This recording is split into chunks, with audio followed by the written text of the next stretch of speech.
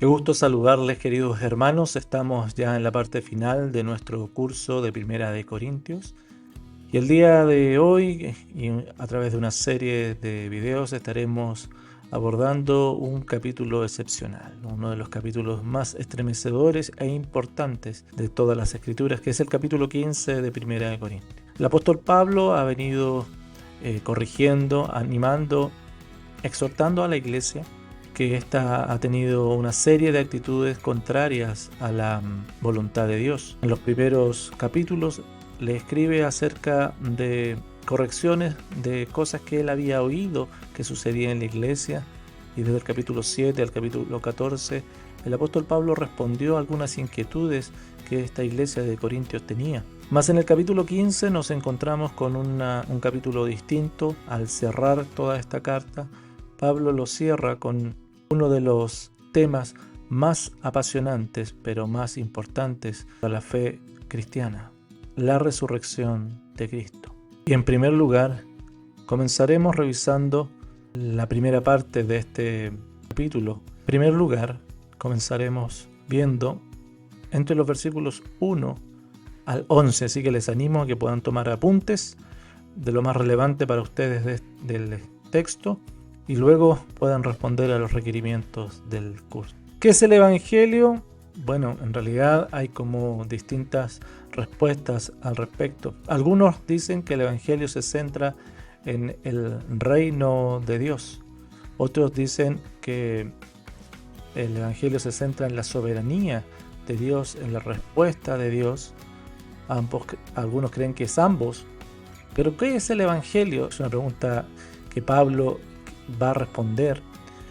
¿Pero qué es el Evangelio? Bueno, la respuesta, Pablo aborda esto en los primeros versículos del capítulo 15. Además, os declaro, hermanos, el Evangelio que os he predicado, el cual también recibisteis, en el cual también perseveráis. Aquí hay varios aspectos importantes de las características que el Evangelio tiene. En primer lugar, el Evangelio es predicado, el Evangelio se recibe y el Evangelio se persevera. Tres acciones, ¿verdad?, que caracterizan el mensaje del Señor. Y en el versículo 2 también nos da otra característica: por el cual, asimismo, si retenéis la palabra que os he predicado, sois salvos, si no creísteis en vano. El Evangelio también salva. El Evangelio cambia las vidas de las personas, las rescata. La rescata tanto de una condenación eterna sin Dios, de la ira de Dios, pero también del dominio del pecado en la presente era. Y en los versículos 3 en adelante vamos a ver cómo este Evangelio es desplegado. Y aquí está la esencia del Evangelio. Porque primeramente os he enseñado lo que asimismo recibí, que Cristo murió por nuestros pecados conforme a las Escrituras. El Evangelio está relacionado con la muerte sustitutoria de Cristo.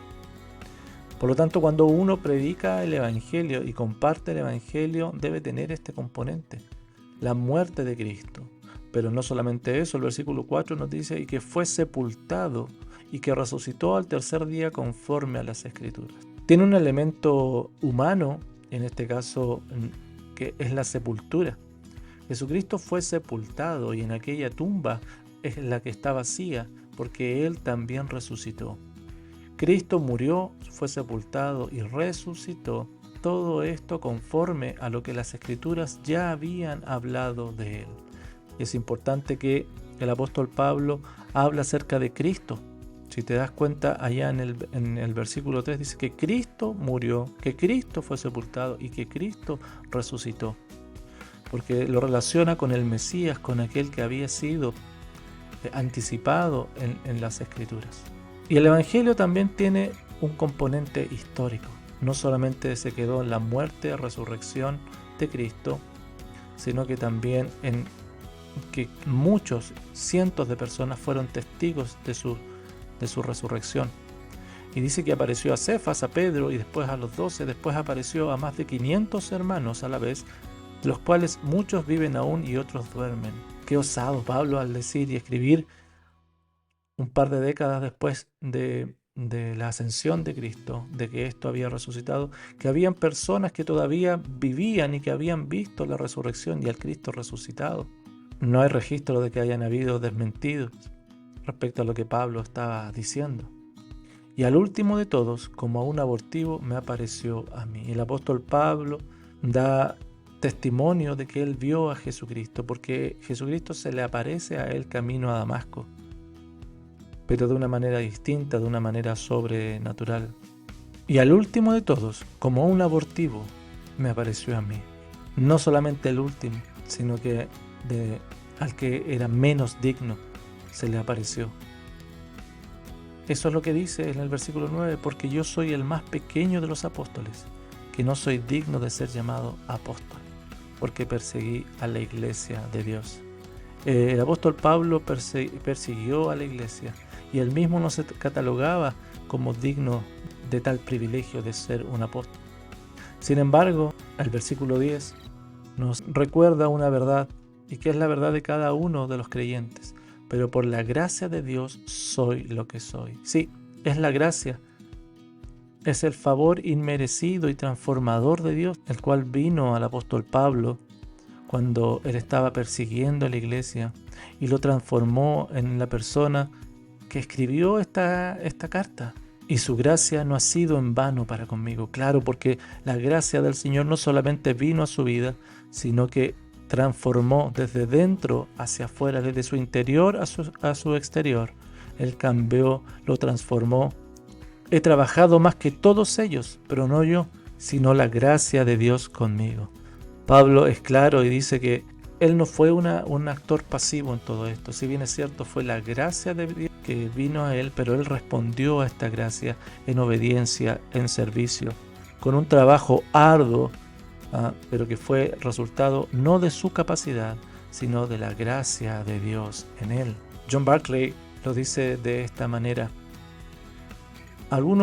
Porque algunos se pelean entre si fue monergismo, que es que Dios hizo todo, o sinergismo, que Pablo también ayudó a esta gracia.